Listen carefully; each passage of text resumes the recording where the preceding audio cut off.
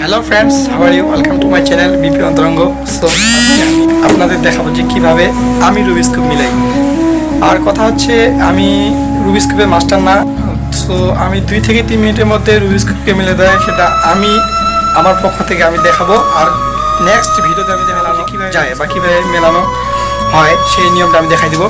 তো কথা হচ্ছে যে রুবিক্স কিউব এক মজার একটা বিষয়, যে মিলাতে পারলে সহজ, না মিলাতে পারলে খুব হার্ড। কথা হচ্ছে, আমিও রুবিক্স কিউব আগে মিলাতে পারতাম না। কত 2-1 দিন আগে আমি মিলাতে শিখলাম। তো মিলানোর পর আমি এই ভিডিওটা নিয়ে আসছি আপনাদের।